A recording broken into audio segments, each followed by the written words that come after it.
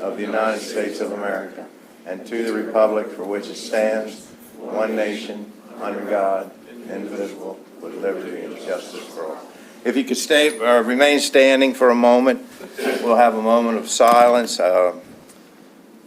Ms. Faye Yerke passed away recently, lived in Skinner's Neck, and Mr. Tom Hanafes, who we borrowed him from. He was a resident of Kent County, but his dad, he's been working for us in the detention center, and his dad just recently passed away. So we could keep those two families in our prayers.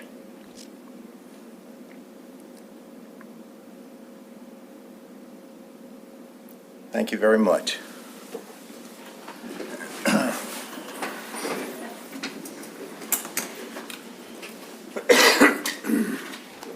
Meeting announcements. Today is our legislative day, as always, time is allotted at the end of each meeting for the commissioners to receive comments from the public. First, we have a public notice. Let me get it up here and I'll read it.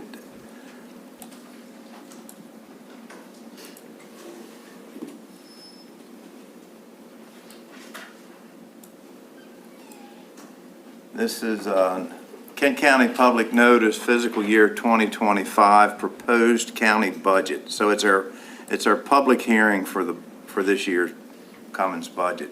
And it says notice is hereby given that the county commissioners of Kent County will hold a public hearing for the FY 2025 proposed budget on June 4th, 2024 at 6 p.m. in the Commissioners' Hearing Room of the R. Clayton Mitchell Jr. Kent County Government Center, 400 High Street, Chestertown, Maryland. The hearing is open to the public and the public is encouraged to attend. The county offers 3 options for the public to provide input in the public hearing process: in person, email, or the U.S. mail. 400 High Street, Chestertown, Maryland, 21620. Please contact the County Commissioner's Office at 410-778-4600 and press 4 if you need further assistance on how to participate in the public hearing process. And this is by order of the County Commissioners of Kent County, Maryland. Sandra M. Blackston, Clerk, and it was published in the Kent County News on 5/23/24.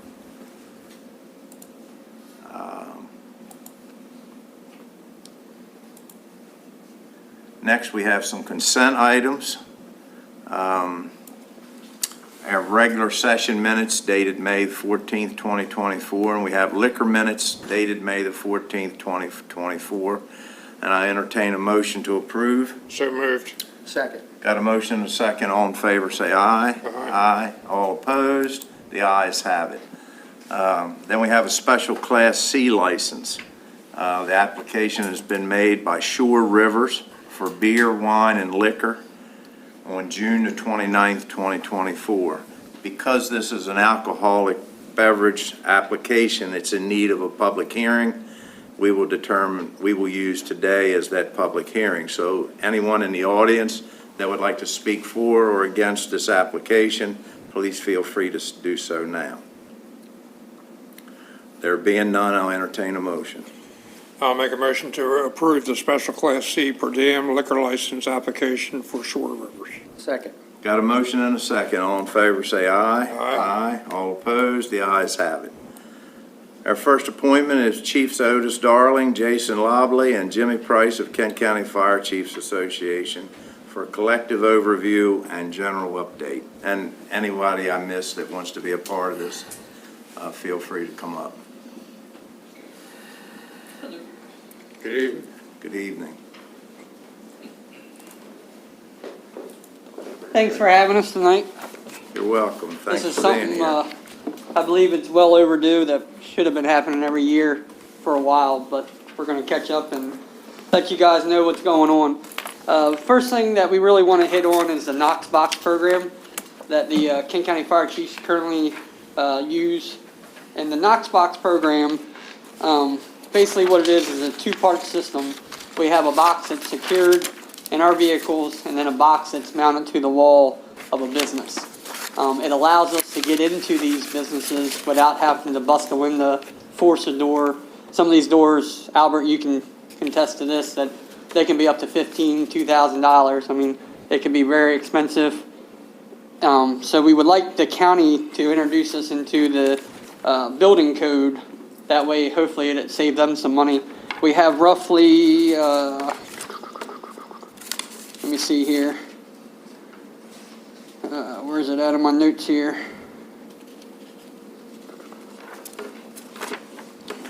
There's currently 76 of them throughout the county, and we keep track of them at the 911 center.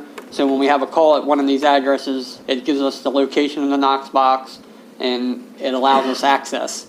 And then what happens when we want to make access into the Knox box, we tell the 911 center, we made entry, and it's also each volunteer firefighter has a certain code, so it individualizes it, and it also sets off a light, so we know when that box has been activated and when it's been secured and everything like that. And we notify the dispatch center as well that the key's been replaced, everything's locked back up, and when we leave the scene.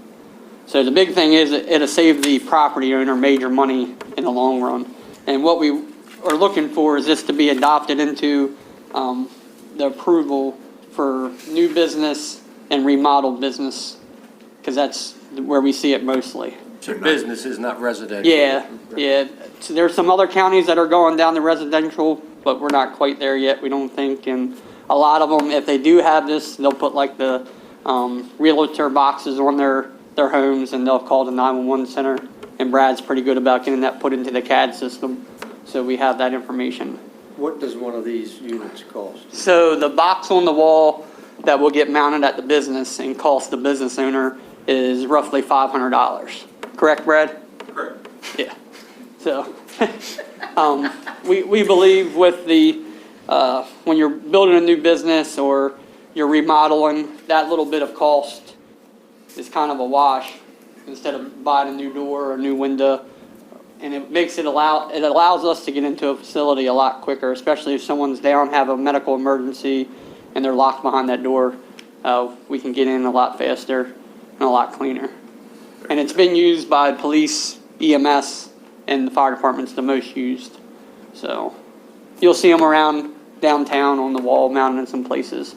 We wanted this brought to you a long time ago. There was some misconfusion, and we're finally getting it to you now. So that was the... Is there a monthly fee that the No business monthly pays? fee, one-time fee. They write a check, and when that check is written, and OES is now taking care of the Knox boxes. We did have it through the volunteer system. Mr. Larry Hastings was taking care of it for the Kent County Fire Chiefs, but we've always kind of felt it should be more of a county thing.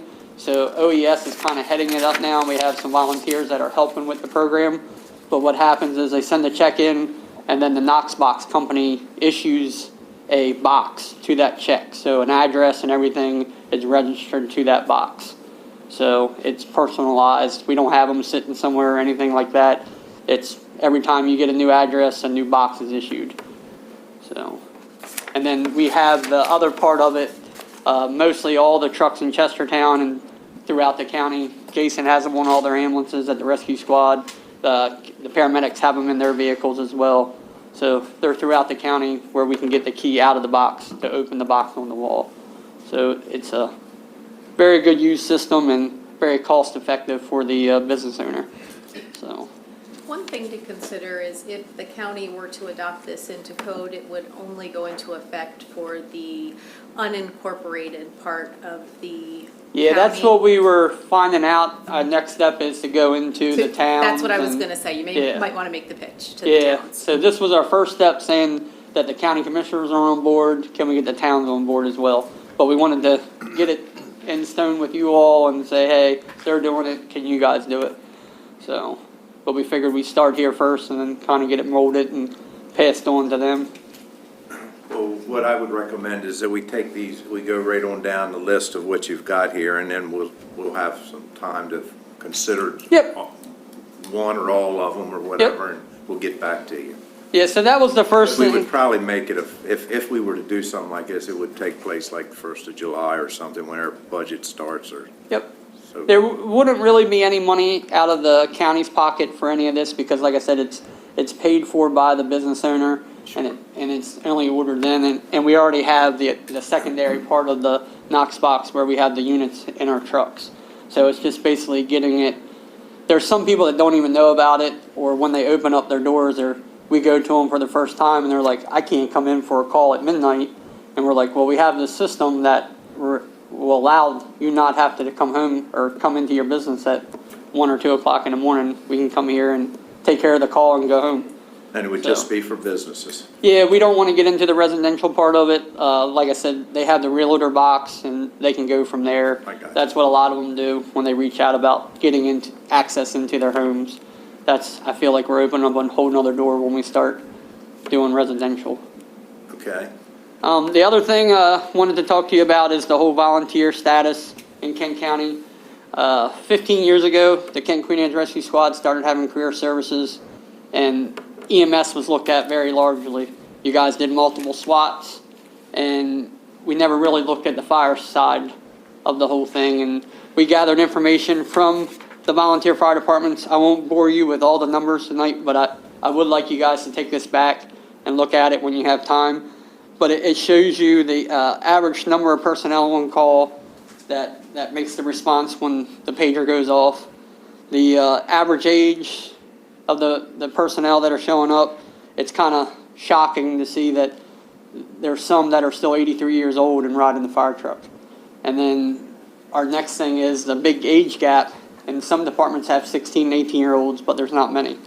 So we got to do something with recruitment and retention, and that kind of piggybacks onto this, that we wanted to talk to you guys about other things that the county can do for us, and that's along with the recruitment and retention.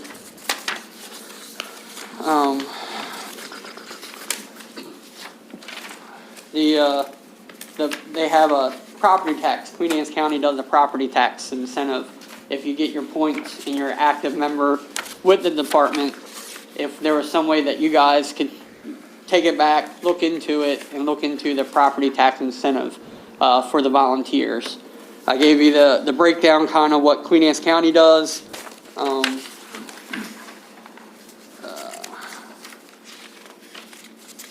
to see it here. And it would be over a 5-year plan. So the property tax code is actually 9-260, which you guys can look up, and it's listed in that PowerPoint if you guys need it for reference later on. Yeah. You'll leave us with a list of that. You should have it all. I believe Okay. everything was emailed over. Okay. But it's basically a breakdown, and I think it starts off at $1,500. $500. Was it $500? Yep. Yeah, $500 towards the person's property tax. They have to own the property, and it would go up every year, a 5-step program. But basically, it would just be another incentive to try to attract people and maybe keep some of the people and make sure they're getting their 50 points, being active with that department. And it's a little incentive. I know it's hard to get money, but it's kind of a wash in a way. But it's just something to think about and something that you guys might be able to do for the volunteers. See here. The other ways that we would like to see if you guys could kind of help us. You guys have 28 employees that are currently working for OES as paramedics and EMTs.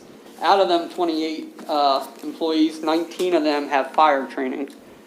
If there's any possibility or way that their job description can be rewrote and we can utilize them people, or employees, I shouldn't say people, employees as firefighters during an emergency situation would be very beneficial to the volunteers. There's some departments that get out with 3 or 4 people, and the OES is sitting there for the first 15, 20 minutes, and their hands are kind of tied because their job description won't allow them to assist with firefighting. They have the training, they have the capability, but they just need that job description changed. So that's something that we wanted to speak to you all about. If there's some possibility, and God forbid it be a nighttime call when the volunteers take a little bit more to get out, 2 or 3 o'clock in the morning, they get there first, and something's going down, their hands are kind of tied because they can't do certain things. There's a lot of them that have auto extrication training, so they can assist us with auto crashes. It's just not the fire side of things. So if that's a possibility, if we can maybe get some assistance there, and I'm sure it's something that you and Pete and Logan would have to talk about, but we just wanted to bring that to your attention. Obviously, they're gonna need like turnout gear and all that. I'm not 100% sure what they will need from the OES side, because I know some things have been purchased, but I would imagine there would be some turnout gear and probably some updated training. We're probably able to help out with the SCBA on our apparatus, because we carry 6 to 8 air packs on our trucks. Not all of them are used all the time. So if we're there, they can utilize probably SCBA off our equipment. We can work out some type of agreement, I'm sure. But the turnout gear would probably be one of the necessities that would be needed. But again, that's a Logan or Director Landon question there. We'll make sure to discuss it with them. Yeah.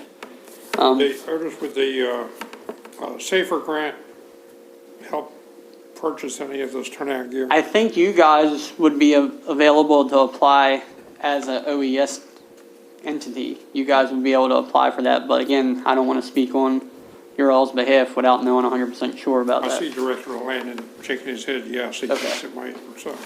Yeah, so that would definitely, Yeah, you guys would have to apply for the AFG grant, not the SAFER grant. The SAFER grant is paying for personnel. But the AFG grant would cover turnout gear, SCBA, those types of items. yeah. But I'm sure we're able to help some type of way, but we need the help as well.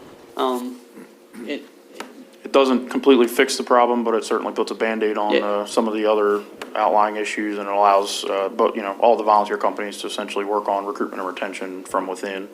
And you have people that are on your equipment and apparatus that are showing up. So it would be beneficial to you all as well. It says Kent County OES on the side of the trucks, and, they're doing their job by showing up, but they're not able to assist further with the emergency. So I think it would be very beneficial. You got the people with the training, and there's a lot of counties around us that use these people a little further than just medical. So I think it'd be very beneficial to the community and us as volunteers. When you look at the numbers, you'll see it. Volunteers are a dying thing, unfortunately. The ones that we've had that really put the footprint into this county and made us what we are, they're aging out, they're getting older. And it's scary. The people that are moving to the community are used to a paid system.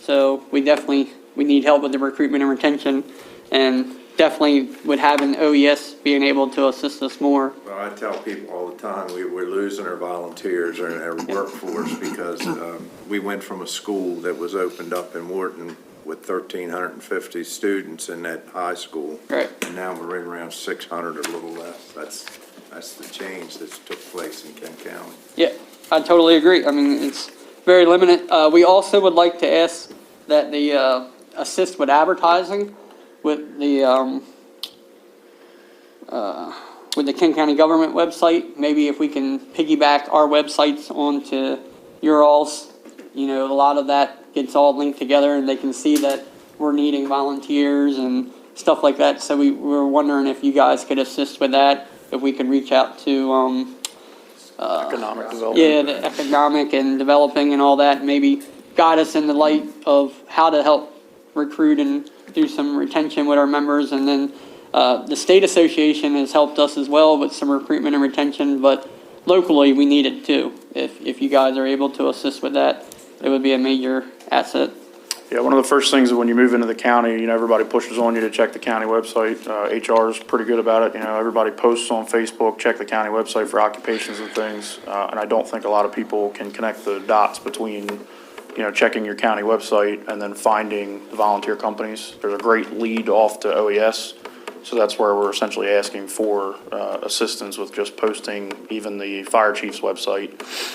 Because again, that fire chief's website then leads to all of the volunteer companies. So if you live in a specific area, you're not just inundated with everybody's stuff. You can, kind of Pick and dwindle it choose. down. And it's interesting to go to some of these houses and you go in and you check it, it's a false alarm, or we're there for an incident, and they go, volunteer?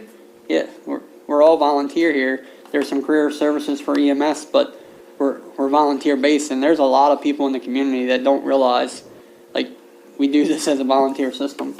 So, To me, I think that's an easy fix. I mean, if everyone's in agreement, we just put a link, they right, can click on it and go right to it, I so. would coordinate with Jamie Williams in Yeah. Economic Development, because she also pushes out from her department notices. okay, They'll make a little, PDF flyer type of thing, and they'll push it out on social media. Hey, let's say there's a gap in advertising, stuff she needs to get out, so, but she needs content. Well, we still have this one, push it out again. but the big thing was, we wanted you guys to be aware of what's going on and not hear the scuttlebutt of what possibly be going on, but so you guys knew exactly where we're at and what we need help with. It's not always money, and hopefully we don't have to come to you for money all the time. It's people, it's members, it's, getting our name out there and making sure you guys are aware of what we're trying to do and how we're moving forward. There's also in there about our training, some of the classes that we have to take to be able to do some of the things. EMT basics, 207 hours. Fire 135 hours. And that's in the PowerPoint. So there's a whole list there of the classes that we take, and we're doing that as volunteer. I mean, that's a lot of hours. Also in there, a current cost of some of our equipment. Again, we're not here tonight to ask you for money, but we just want to make you aware where some of our monies are going. New fire truck, $1 million. New ladder truck, $2 million. Ambulances, the rescue squad just purchased one, $680,000. A turnout gear, you're at $7,000. And I mean, it adds up. So I mean, that's where the money's going that you guys are providing us and to provide the services to the community. That's basically all we have for tonight. I'm sure you guys know, all too well about inflation, but I mean, I think that, that final page probably shows best, just exactly where all that money's going. I know people ask us all the time, where do the donations go? Where do where do you guys' stipends that you guys provide us, where does it go? That's where it's going. The equipment as a whole has gone up almost 130% since 2018 and 2019. And, I can certainly attest to that. We bought twin ambulances in 2018 and 2019. Both of those units together didn't total what we're getting ready to spend on a third ambulance to replace the old one. So it's, the money's tight, but that's where it's going. So it's not, promise we're not just hoarding it and sitting on it. And with the change of guard, with having Wayne gone and with having Pete in there and with having Brad in dispatch, all the chiefs, all of us have been working a lot closer. And we want to be very transparent with you all and be informed. And we would like to do this once a year, come back, give a report once a year how things are going. And we feel that should be done every year.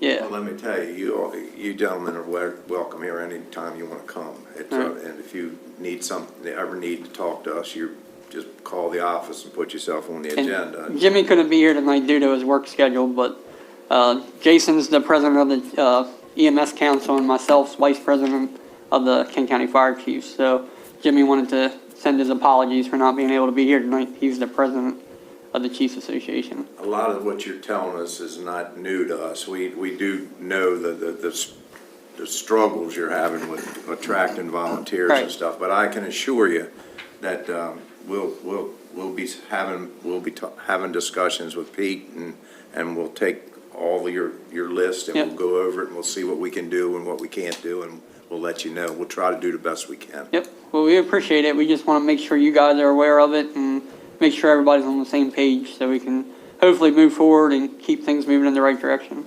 So, Anything else? No, we just appreciate everything you guys do. Thank you so much. Thank you. Do you have any for questions for us that we can help answer while yeah, we're here? or anything, or, And you come back anytime. Like I said, if you have a problem, you don't hesitate to show up, because Neither one of them are bashful. Thanks, Al. well, we thank you all. thank you. Thank you. See you guys. Yep.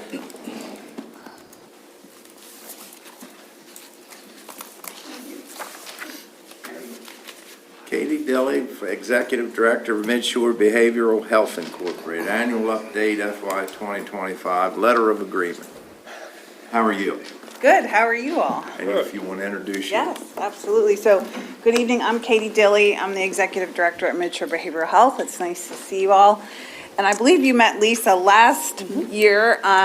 Lisa is our behavioral health coordinator that does represent Kent County, and she's also our adult services supervisor, so I'll let you introduce yourself.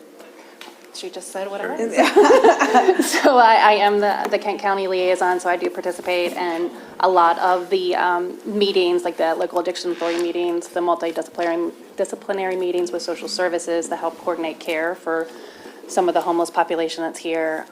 So I also helped work with the local addictions authority for one of the new providers that came here, Kennel One Health Services, and the additional substance use and mental health services that came to Kent County.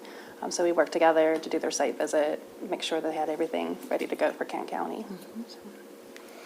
So, like last year and the years before, we come every May. We try to come in May because it is Mental Health Awareness Month, to do our presentation to you all and also request your support as we continue to serve as your core service agency into the next fiscal year. So there is a letter of agreement that we've included in this evening's packet of materials.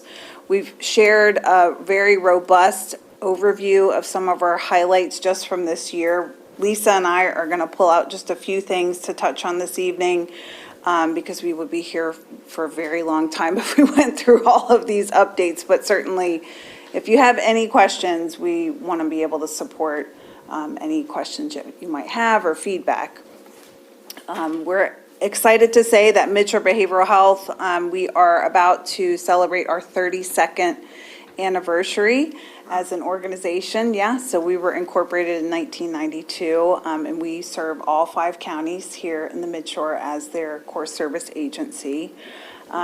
We are actually in the process of working very closely with the Kent County Health Department under the leadership of Bill Webb and his appointed interim local addictions authority, Jennifer McCready, to embark on, starting in July, we will be assuming the responsibility of serving as your local behavioral health authority. So we are going to take on some of the oversight and systems management responsibilities from the health department from the addictions and substance use side of things to serve in that capacity as well.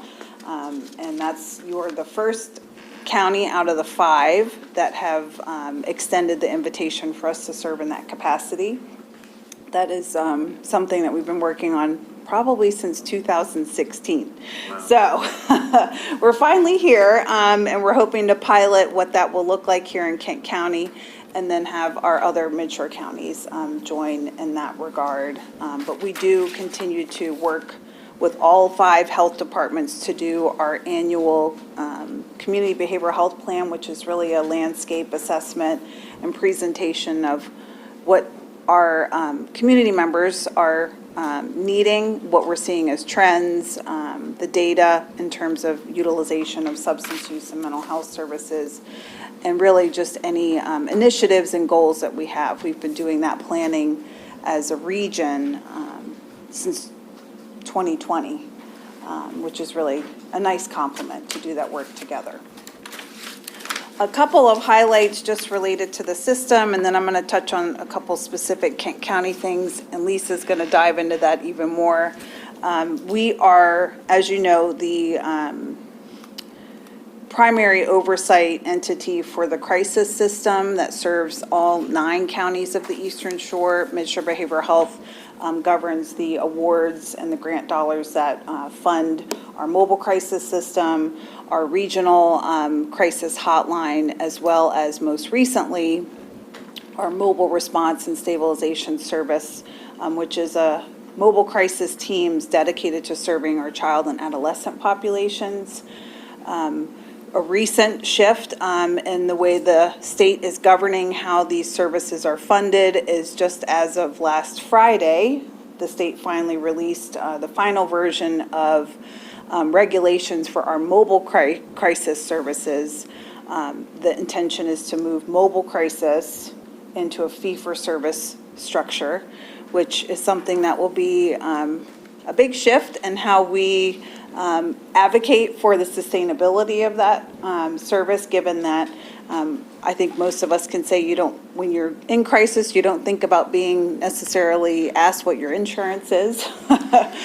However, the state is really, I think, responding to some of the applied pressure from the federal government to move in this direction in terms of how much funding federally comes into Maryland to support our mental health and substance use services. So this is one of the layers of things that will be moved into that structure as the Maryland Department of Health responds to the federal government's expectations of how these services can be reimbursed. So we've been working tirelessly over the last couple years in anticipation of this system change to make sure that rural communities, especially our mid-shore counties and our eastern shore counties that are served by affiliated Sante Group, hopefully continue to have some form of a braided or hybrid funding, given that we won't be able to have the demand for crisis response to break even on how we fund these services. So that is something I think if we start to see that system not be as supported through this new change, we may come and ask for your support for just some advocacy around how we can continue to make sure that the shore and the eastern shore in Kent County are well represented and not at risk for losing a very valuable service to this region. We are actually this Friday getting ready to submit our state opioid response grant part 4. So we've been 6 years deep into the state opioid response grant, and that grant is a federal grant through SAMHSA. And here in Kent County, it funds the 12 crisis beds at the AF Whitsitt Center that serve individuals that need crisis opiate or stimulant substance use treatment services. So we're hoping to continue to fund those. And we've been working very closely with Bill and Carla Thorpe, who's the director at the Whitsitt Center, to prepare for that application. So we're holding hope that we can continue to have that be an available resource at the Whitsitt Center, in addition to the services that they routinely have coming out of that facility. Related to the Whitsitt Center, I know that's a hot topic. We did submit a formal proposal at the request of the administration on February 9th of this year to look at how we could support the utilization of the previously occupied Carter Center space of the building, which was, for those of you who aren't aware, a space that was used for young women that were in need of Department of Juvenile Services admission and detention. We did oversee the mental health services when the Carter Center was here out of Midshore. We've certainly been invested in wanting to see that facility sustained to the fullest capacity.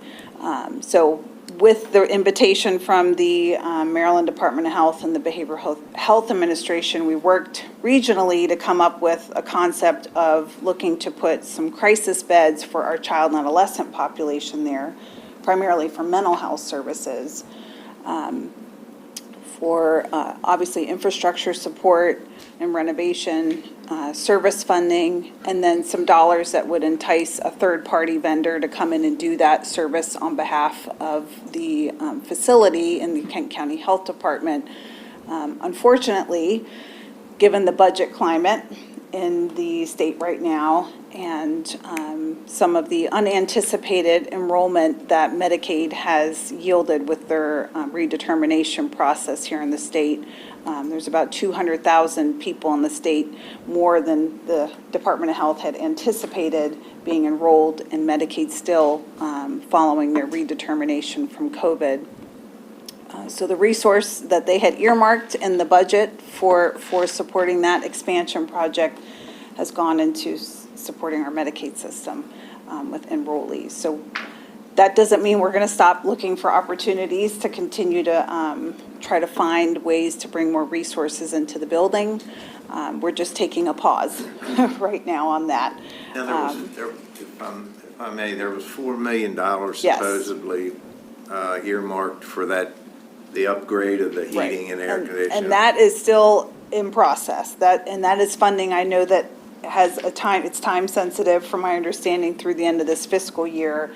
And Bill has been working with the department to ensure that there's follow through on So the. it had, none of it's been started yet. Some of They've the done, work. Designing. they've been doing, yes, things are in motion. Uh-huh, Definitely okay. progress there. But this was an additional project that we were hoping to secure funding for. They actually had earmarked and anticipated about 8 million to support the project. Of course, there's a lot of attention on the Eastern Shore because we really do not have ample child and adolescent services. So our families are traveling all out of the area just to receive support. And we have youth that have been sitting in the emergency room for extended periods of time, waiting to have transition into a residential or a proper treatment setting. This was in an effort to help support that population. Like I said, we're not going to give up. This is just sort of a pivot on our roadmap of how we continue to advocate for services, but we are committed to doing that. And I just want to make sure you all are aware that we're going to not let that, fall off the radar. And hopefully, if the budget climate improves or we have a grant opportunity that really seems like something that would support that, we will make sure to go after it and inform you along the way, of course. Let's see. We are also excited. We've just received our agreement to support Kent County as well as 3 other counties in the Midshore, Queen Anne's, Talbot, and Dorchester, with the recent consortium on coordinated community supports. That is funding that has come out of the Blueprint model just for behavioral health services to come into the public school systems here in the state of Maryland. I know that Kent County has been awarded 2 grants for All Seasons and Chopton Community Health to come in and provide additional behavioral health services in your school system out of this funding. We will be doing some oversight naturally in our systems management role. It just fits into what we do organizationally to be what they call a hub for overseeing how these new public school behavioral health services are being implemented. Right now, we're in the pilot phase of that, with the hope that a year from now, we'll be more formally governing some of the grants and the MOUs and procurement for those services and helping the school system that much more. So we've been working very closely with your superintendent as well as your coordinator of mental health and safety for the schools to have that support and endorsement for Kent County. So we really appreciate that opportunity to continue to serve the county. And with that, I am going to hand it over to Lisa for some other additional Kent County highlights, and certainly we can take any questions before we leave. So the first thing I wanted to share is that Midshore advocated for funding for suicide prevention. So we received 2 grants. The first one is for Suicide Prevention Coalition, as well as the second is for Gun Locks. The host of that grant for the coalition is Channel Marker. We have kind of in the implementation stage of that coalition, we have reached out to individuals from all 5 counties to represent, as well as population representation that are affected by suicidality. So that is ongoing, and anybody who is interested, we welcome them to be part of our distribution list as well as be members. Our goal is for community awareness, education, public speaking event, as well as a repository for resources. So we are going to have a link to our website to have specific resources and information for suicide prevention. And our goal, hopefully by the end of fiscal year 25, is to start working on survivor loss groups. So stay tuned for that. Part of the Gun Lock initiative, we actually had partnered up with Kent County Sheriff Department as well as Chestertown Public Library for distribution of those gun locks. Very excited about that partnership. We also hosted in collaboration with our Midshore Planning Collaborative and Local Addictions Authority here in Kent County, we held our Going Purple Together event in Morton Park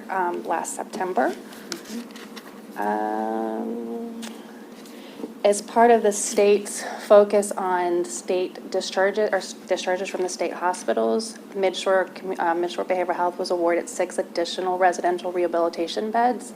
And for those that aren't familiar, we have 2 providers in the Midshore that offer those beds, and we have a total of 92 in the 5 counties. So we have additional 6 that are specifically for clients being discharged from our state hospitals.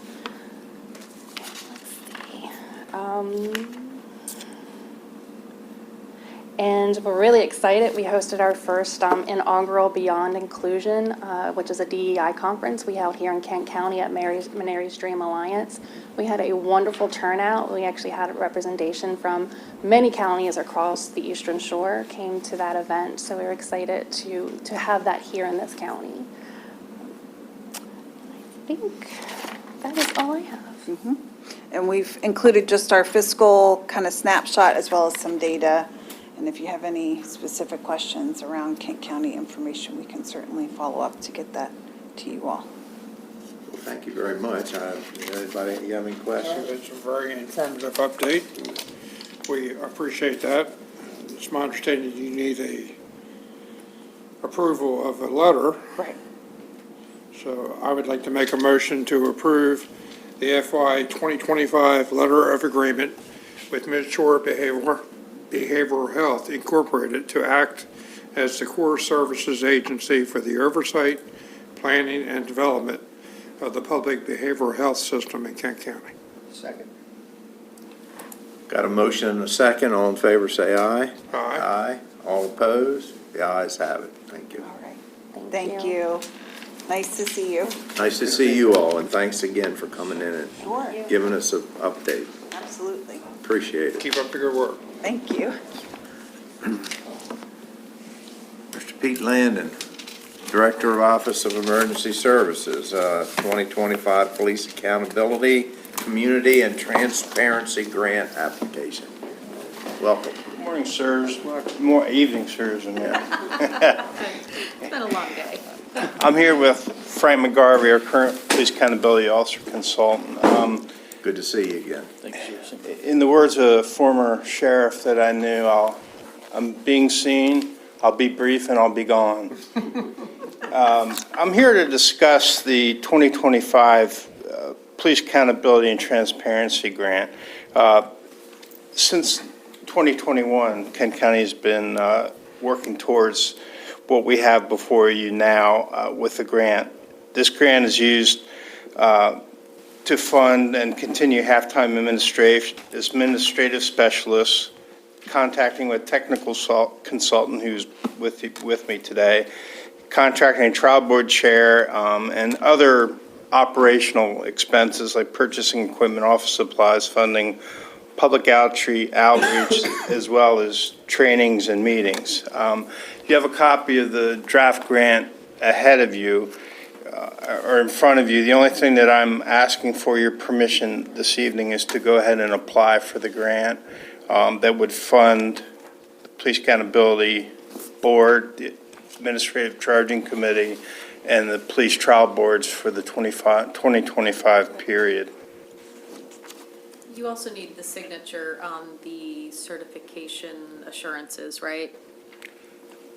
I'll have to check that. It's all digital now, so it's different. Everything's digital. I think it's a very final page, just certifying that everything will be, that the applicant will comply with the above certifications. That's what's usual with these grants. Okay. I have that, yes, thanks. So I would ask for your support and signature on the authorized official allowing me to apply for this grant that'll fund next year's Police Accountability Board. I'm entertaining a motion if there's no other questions. John?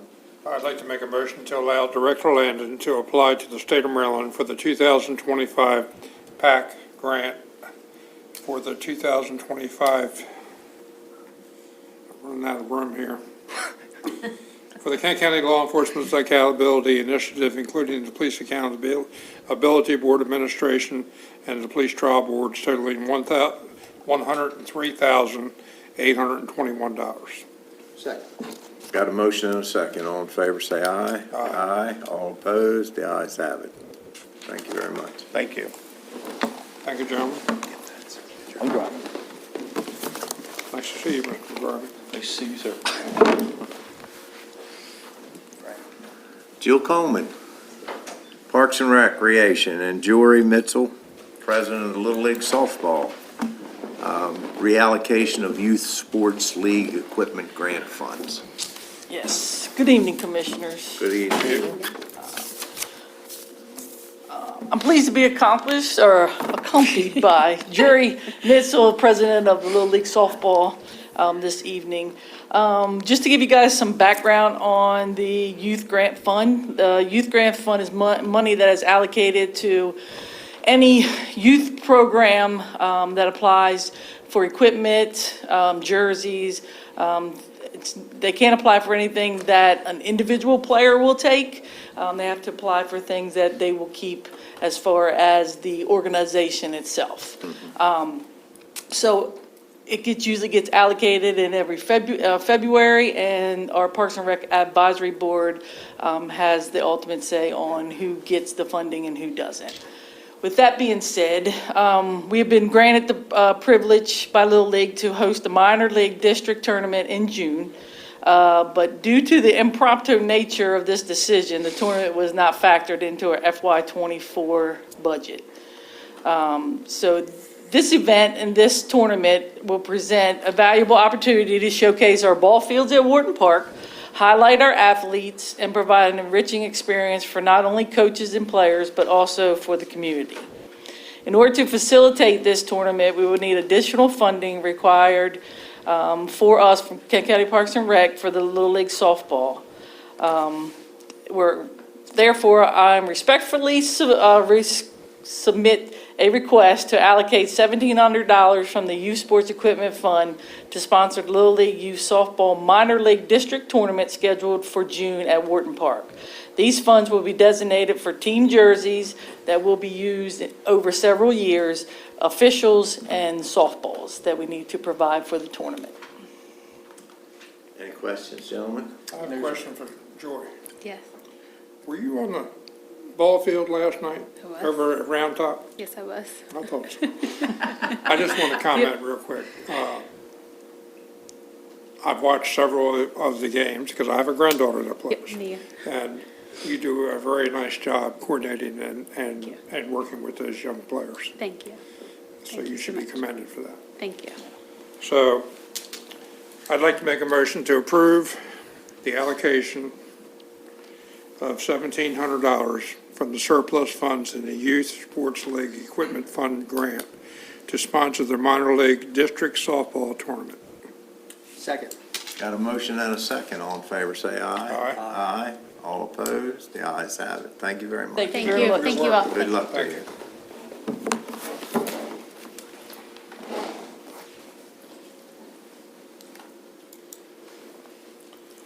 Jim Miller, Director of Human Resources. Good evening. How are you Good. tonight? So we have one item for you this evening, a request for you to consider a conditional offer of employment. You have all the data in front of you. It's a utility tech position. The candidate was vetted fully by the department, including Vinay from my office. And if there's any questions, I'll take a run at it. I don't have any of my colleagues. Jim? Look at that, I don't have any Then I'll questions. entertain a motion. I'll make a motion to approve a conditional offer of employment to the recommended candidate. Second.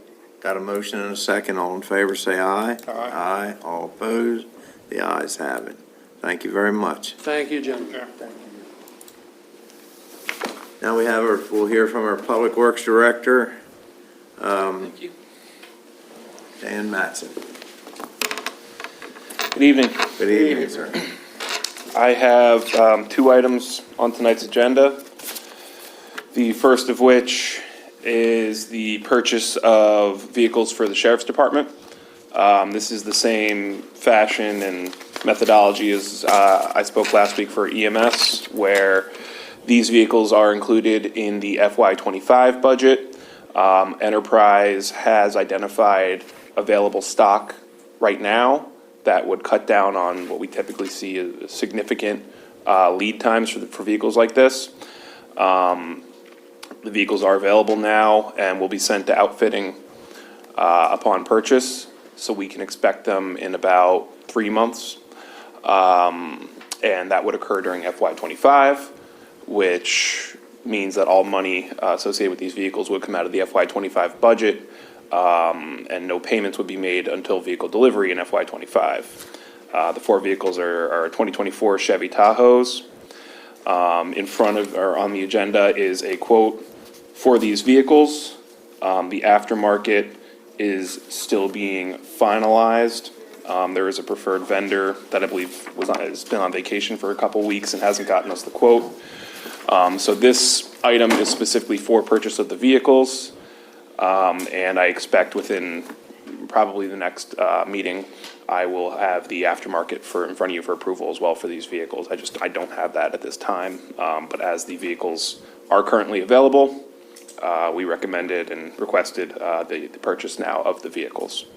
So it's 4 Chevy Tahoes, as I said. The total price of each vehicle is $55,444, bringing the total today to $221,776.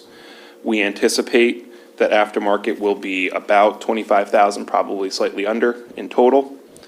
The estimated, including aftermarket, monthly payment on the vehicles will be $1,250 or $5,000 for the 4 total. And we request approval to make this purchase at this time. Any questions? I think I'll entertain a motion. we discussed this earlier during the budget work session, so. I'd like to make a motion to approve the order of 4 Chevy Tahoes for the County Sheriff's Department per the submitted quotes. Second. Got a motion and a second. All in favor, say aye. Aye. All opposed? The ayes have it. Thank you. Thank you. The second item I have today is, deals with the roof, potential roof replacement for the library. Chris Walmsley from Kent County Public Libraries is here with me as well.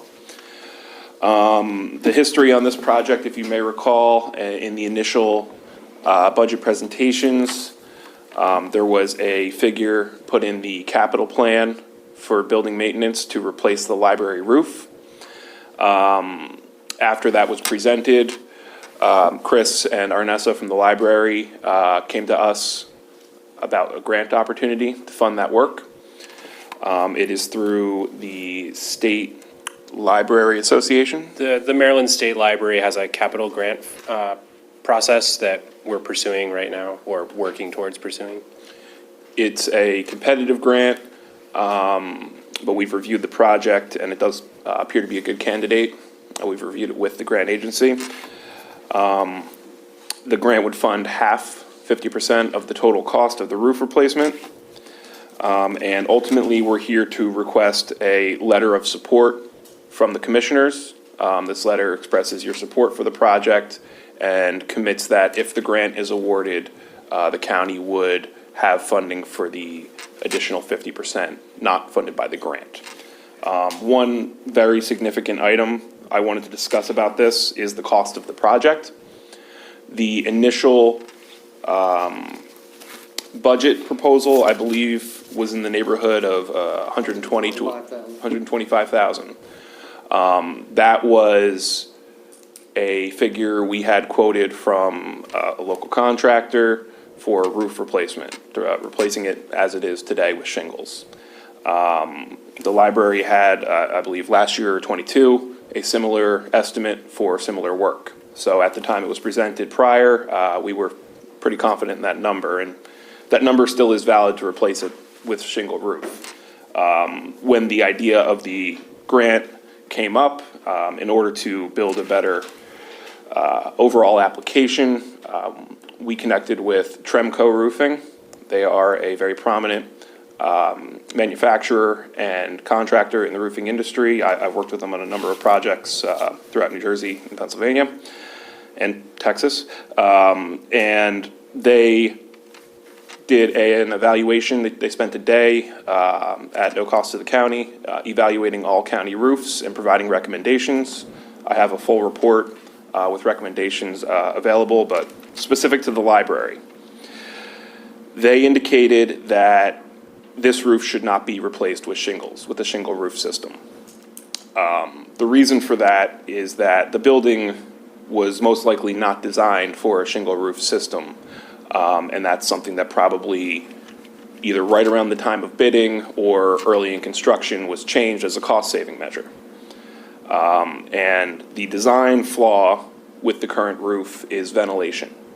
The shingle roof system has no soffit panels or any other means of being ventilated, and it cannot be retrofit to include that.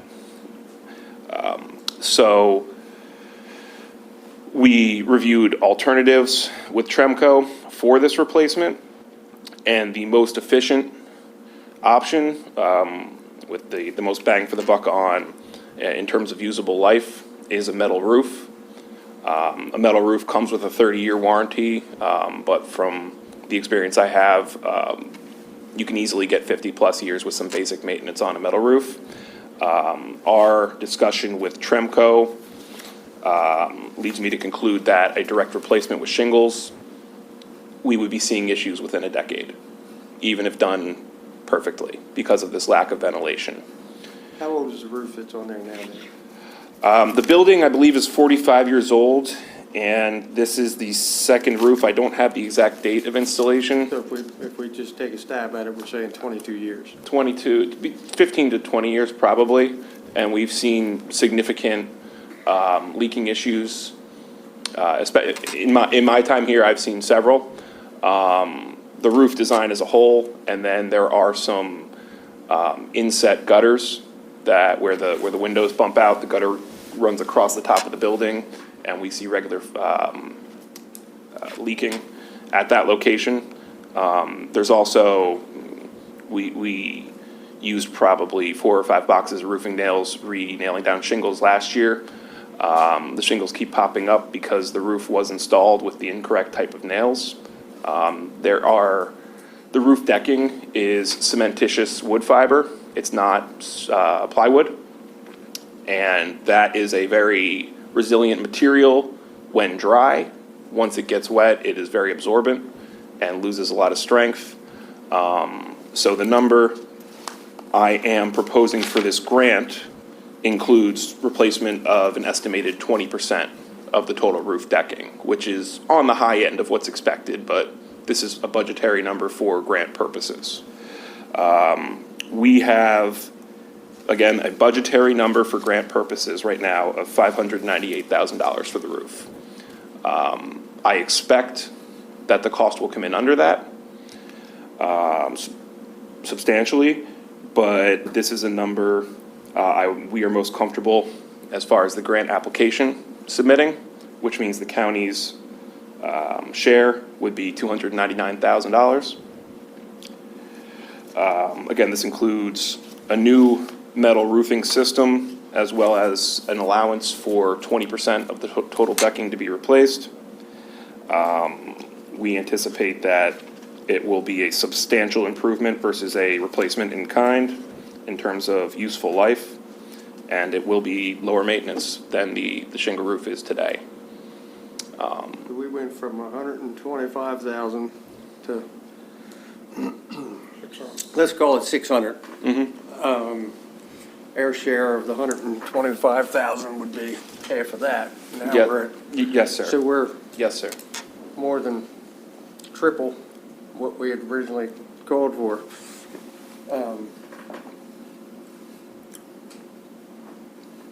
I mean, I personally, I think that the shingles on there are probably around 20, 22 years old if the building's 45. You said 15. I think That would be my low end guess. I think they're probably 20, just guessing, because I don't know. I mean, if we can get a roof for, you're saying that the metal roof lasts 50 years. I mean, you can put 3 of them on for one of these. The library roof has been replaced while I've worked there. I started at the library in 2005. I left for a short time. But my recollection is that somewhere in 2007, 2008, the roof was replaced. I don't have an exact date because 15 years ago and relying on my memory, but So with the metal roof, what kind of ventilation are they gonna put in there to resolve the Sure, the, ventilation issue? yes, the metal roof, I think it was included, will have what is it called? A continuous clip system where they will remove the shingles, replace the deck boards as needed, and then on the existing roof joists, install a clip system that will then support the metal above it, which will provide adequate separation for ventilation. So on a shingled roof, usually they have like a ridge cap. Yes, That's not possible here. correct. It is not possible to retrofit it with the proper ventilation.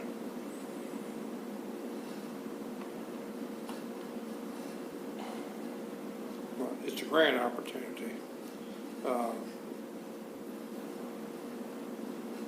It's more money than what we were thinking. Yeah, I mean, I agree. I obviously- mean, the grant is one thing, but the 300,000 as opposed to 60,000. I mean, you're in the building world, I mean.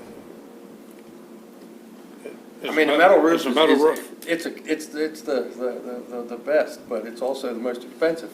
Yes, sir.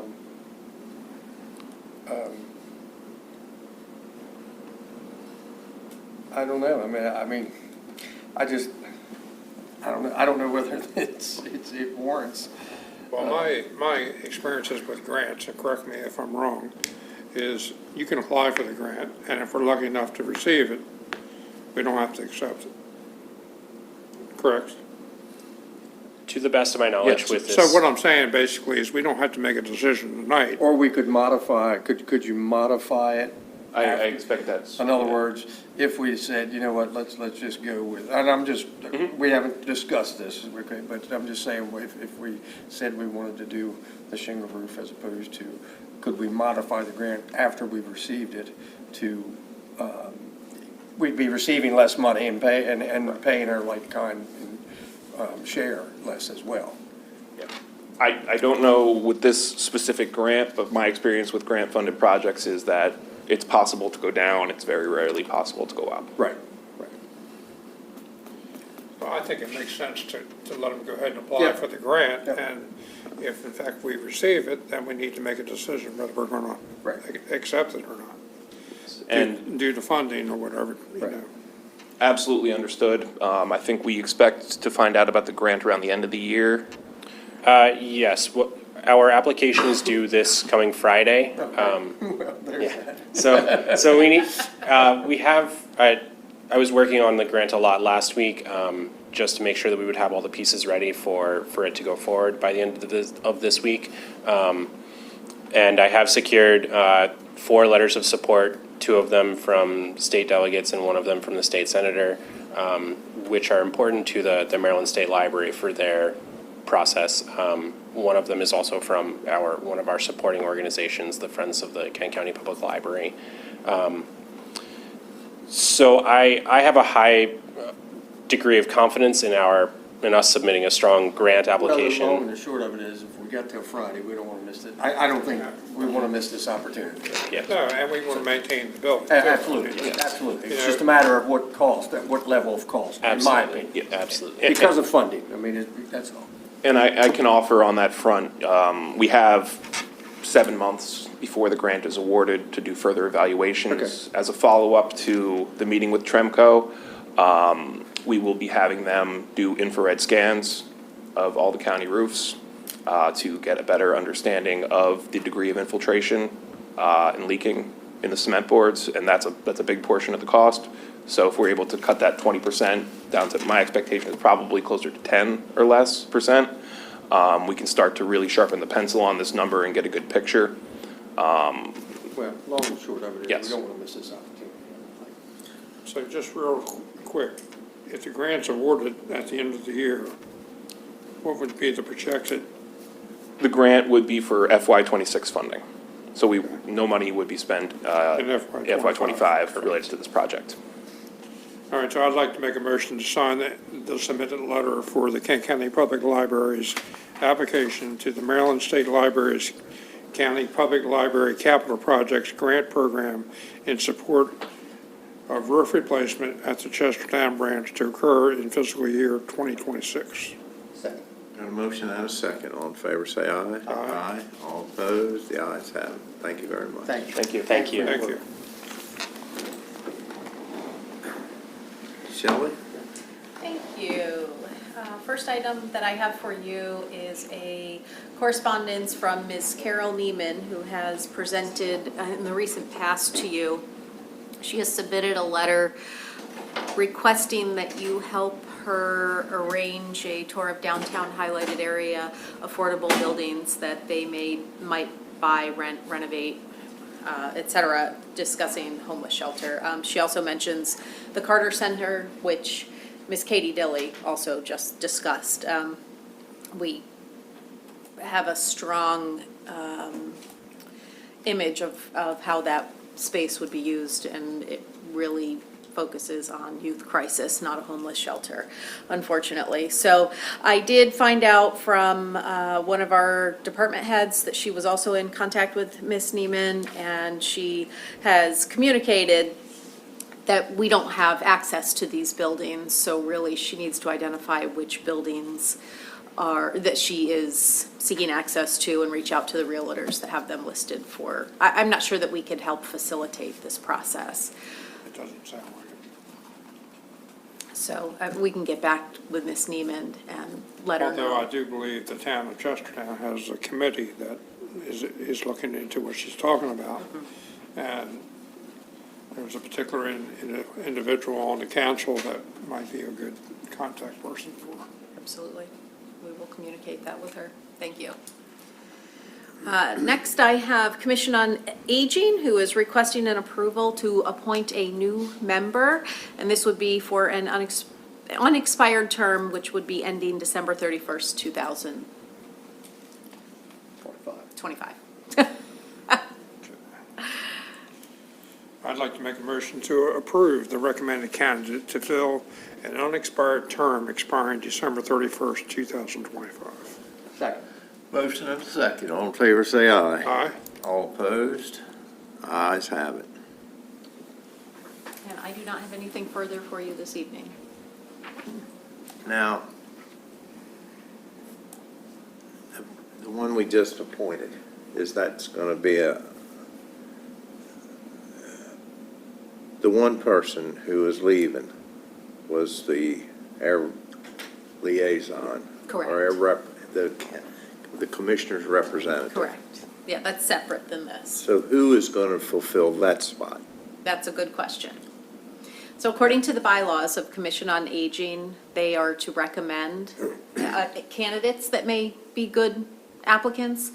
But if you have any recommendations, that would be fantastic, so. Well, isn't Mayor Sorgi still? Yes. We could ask her if I would suggest that she's been on there and she knows the ropes and she's been in government, and maybe we should ask her first. To be the commissioner representative? Yes, Okay. that would be my That's suggestion. Great idea. perfect, if she's willing to do it. If she's willing to Okay. do it, absolutely. But just run it by her first, and if Okay. she says no, then we'll talk about it later. Okay, Okay. will do. Okay. This is time for public comment or media review. John, you're the only public You're up. I see in here, so you're the public. Do anything you can to help the fire companies. We're going to do that, that's for sure. So I had to call them this past February. Uh-oh. Uh-oh. Yeah. They showed up, the 4 trucks, 4 different companies, a whole bunch of guys in the 80s. And if you had to pay for the equipment and the training, it made Kerwin look small. Yeah, right, you're right. You're right with that. We realize that. One thing, while I was wrapping up, I was walking down the alleyway next to my house, and there were 4 firefighters standing over in the neighbor's driveway. One was an older gentleman, and three were young. And they were looking at my roof. And as I walked by, I heard the older gentleman talking. He said, now, if we had to open that roof, what we would do was, he was training these guys, on-the-job training. Yeah, You can't ask for it better than that. that's true. So We're what very- kind of roof was that? Don't get in, nothing, never mind. How much is that roof replaced? Don't send Dan out there. I'll tell you. Don't send Dan or Jim Miller. You're going to come back with the Cadillac. No, that's all I have. Helping out in the way you can. Anything else? That's it. Okay, then I'll entertain a motion for adjournment. I make a motion to adjourn. I'll second. Got a motion and a second, all in favor, say aye. Aye. All opposed, the ayes have it. Thank you all, and thank all. Thanks, everybody. Bye, County.